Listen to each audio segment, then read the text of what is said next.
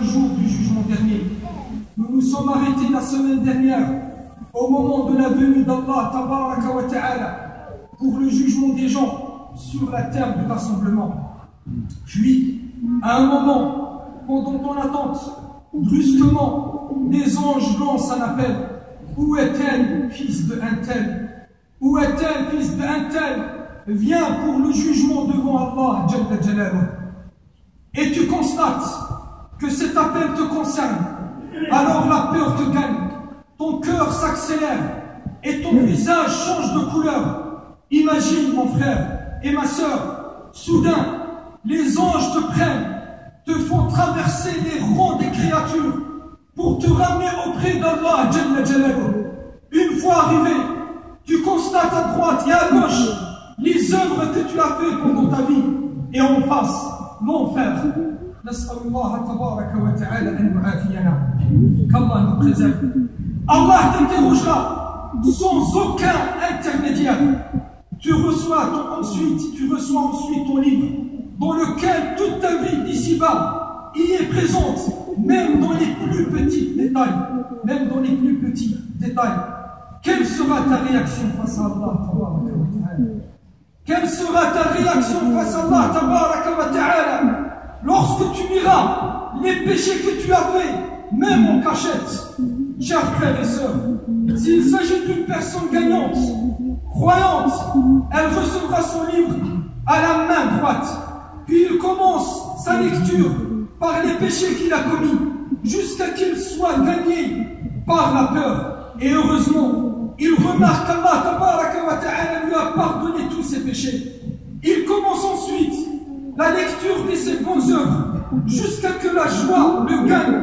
Puis il court vers les gens croyants comme lui en levant son livre et en criant: tenez, lisez mon livre, tenez, lisez mon livre.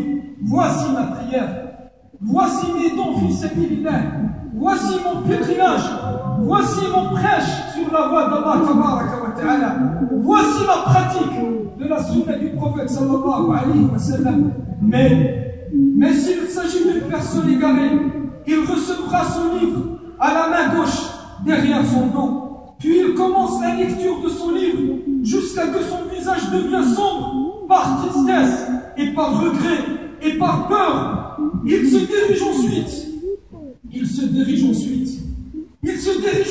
auprès des gens égarés comme lui, qui seront effrayés par son visage malheureux.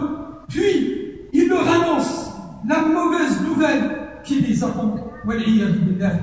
Chers frères et sœurs, ceci est une partie de ce qui va se produire le jour du jugement dernier. Alors prenez garde à vos actions avant de le regretter le jour où le regret ne servira à rien. Alors faites attention aux œuvres que vous commettez. Elles doivent faire partie des bonnes qui le sont, avec deux conditions. Première condition, la certitude, qui signifie que l'on a fait cette action pour Allah tabaraka wa ta'ala. Et deuxième condition, l'exactitude, qui signifie qu'on a effectué cette action selon la sunna, selon la tradition authentique, je dis bien authentique, la sunna authentique du prophète sallallahu alayhi wa sallam. Sans ces deux conditions, les actions, l'adoration n'est pas valide, n'est pas acceptée chez Allah tabaraka wa ta'ala. Il faut les deux ensemble, les deux en même, la certitude et l'exactitude. Al-ikhlas wal-mutada. Al-ikhlas, c'est entre toi et Allah tabaraka wa ta'ala.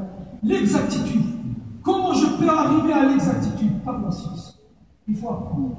Plus qu'on apprend, plus qu'on adore Allah tabaraka wa ta'ala avec exactitude. Bi'idhnillahi tabaraka wa ta'ala. Nas'alullah tabaraka wa ta'ala an yasturana wa an yarhamana. Amin. Amin. وارحمنا يوم العرض عليك. اللهم استرنا وارحمنا يوم العرض عليك. اللهم اجعلنا ممن يأخذ كتابه باليمين. اللهم اجعلنا ممن يأخذ كتابه باليمين. اللهم لا تحرم هذه اليد وكل أيماننا من مسك الكتاب يوم القيامة يا رب العالمين. اللهم اجعلنا ممن يمسك كتابه يوم القيامة بيمينه، إنك كريم جواد رحمن رحيم يا رب العالمين.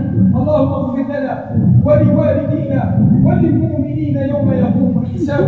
اللهم أعز الإسلام والمسلمين وكل إخواننا المستضعفين في سوريا وفي فلسطين وفي شتى البقاع يا رب العالمين. اللهم كن له معينا ونصيرا، اللهم كن له معينا ونصيرا، اللهم كن له معينا ونصيرا. ربنا آتنا في الدنيا حسنة وفي الآخرة حسنة وقنا عذاب النار. آمين والحمد لله رب العالمين.